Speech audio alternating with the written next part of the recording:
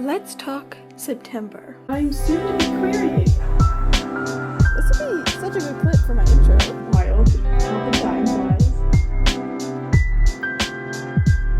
Actually, that's a lie because it's both September and August because I forgot to make a wrap-up video for August, and by forgot, I mean I started grad school and I got COVID.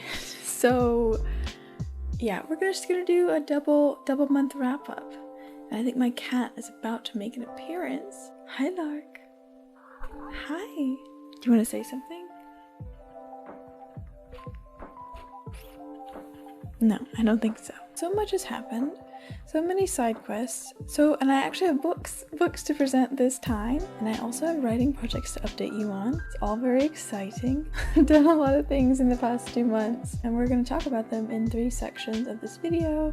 I like making these videos to catch you guys up on what's going on with me, find out what's going on with you. I keep this as kind of like a little log so I can remember like the progress that I have done and I guess track that. It also is a way for me to reflect upon the things I have done in the past month, or in this case 2 months. And yeah, hi. Me and my associate are going to talk about all kinds of things today, starting with side quests. I'm also bringing in my laptop for backup because I know I wrote stuff down and I want to make sure I get it all because I do have quite a lot of content to cover here. And if I have a case of the forehead, sorry, I'll lean back. So yeah, side quests. A big one is that I returned from Germany. I was there for basically the entire summer. It was 89 days, in fact. And I can tell you now, I was in Markt Oberdorf, which is a very small German town in Bavaria. I was 40 minutes from Füssen, which is about 10 minutes from the border between Germany and Austria. Hi, Lark. And it was very beautiful. It was very, very quiet, very countryside, very like, I don't know, I just loved it. I loved being there. Didn't like my job that much, but it's an internship. Some jobs are like that. But yeah, I miss my apartment very much. I'm so grateful for all the content I made there while I was in Germany. And yeah, I will never get that kind of experience again. And I think it was so valuable for my self-growth. And yeah, I'm just so grateful I had the opportunity to do that. I started playing guitar again, briefly, but that did not last. Yeah, I started for like 3 days, and then I think what happened was I got COVID, which is another thing that happened in late August. Yeah, I got the plague, and that slowed me down in terms of pretty much everything. I also restarted. What?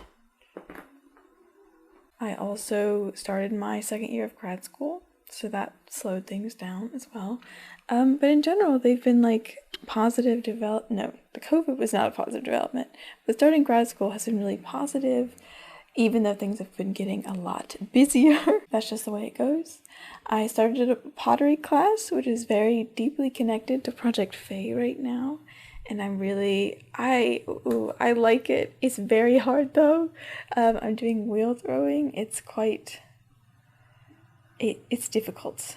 I'm still learning how to properly center a piece of clay on the wheel, and we haven't even gotten to glazing yet. I've kept, I think, 5 things. I've made about 5 things. Yeah, I can't wait to actually glaze them and see if they survive the firing process. I am learning a lot about what I got right about Project Faye when I wrote the Pottery Studio in there and what I got wrong. So it's good. It's good knowledge to have, and I'm having fun with it. Hi, Lark. Are you just in a tum-tum? Baby girl, you're so relaxed. This is so adorable right now. What else? I did actually pick up some UX contract work. So that's pretty neat. That's cool to be actually getting some experience in the type of work that I would like to do when I graduate. Yeah, that's cool. that's fun. Doing that for a small company. I also, I started playing Hades on the Switch. It's good. It's like that underworld dungeon crawler game. It's difficult, especially once you get to World 3, but I'm working on it. That is all for side quests, isn't it? Isn't it, Lark? That's all for side quests. Now let's talk about books, because I actually have things to bring to the table this time. I have 2 books. 2 books I need to tell you about. Oh my god, I'm so glad the sun is out. This is just making me feel so much better. Can you guys hear this?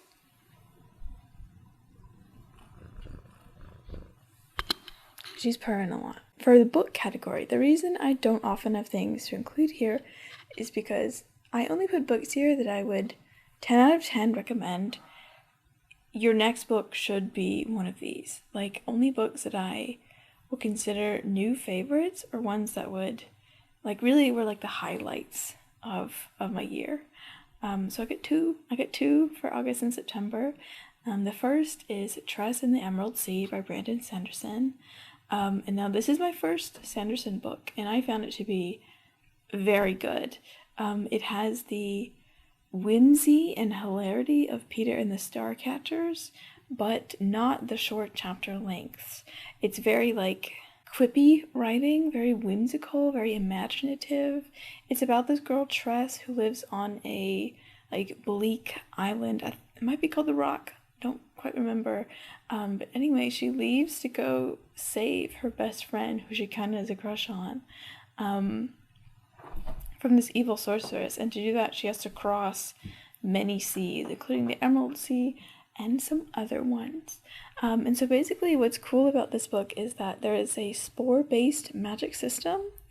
There are like 12 different types of spores that fall from different moons and create different oceans. So the oceans are made out of dust. And yeah, they have various levels of danger and different things that they do, like all these different spores, and it's really cool. I would highly recommend it, even if you're not into Brandon Sanderson. Although, it being my first Sanderson book, there is this one character in the book that I found annoying, and I know he's canon in other books, and that is the gaze of the narrator. The gaze of the narrator is a character, like there's an omniscient character in the book, which I think I would like better if I had read the other books with this character in it, but because he was there and I wasn't like in the loop, I just found it annoying, and I would have preferred like a regular omniscient narrator with it never being acknowledged as like a character in the book. But that's just personal preference, and I think because I haven't read any other Sanderson books. Now, the second one, and forgive me because I've not quite finished this book, but oh my god, Becky Albertalli, you've done it again. This is Imogen, obviously. And it came out this year, like a few months ago, maybe in the summer, maybe May, I don't know. It came out this year, and it's just, I love her style, I love her writing. Like, I feel like Albertalli nails character introspection so well. I'm about 2/3 of the way through, so I don't really know like how I'm going to feel about it after it ends, but so far I'm really enjoying it. And it is about this main character, Imogen, who she's a high school girl, and she goes to visit her friend at college, and she gets enveloped into this queer community, and then has like an identity crisis because her entire perception of herself shifts, and she assumes she was straight, and she gets a crush on a girl. And she's like, what is happening? My feelings cannot be real. I must be queer baiting. Like, I'm like the worst person alive. I can't actually like her because this doesn't feel like a boy crush. Like, she's really confused. And she's like at 2/3 of the way in. I think she's starting to come around.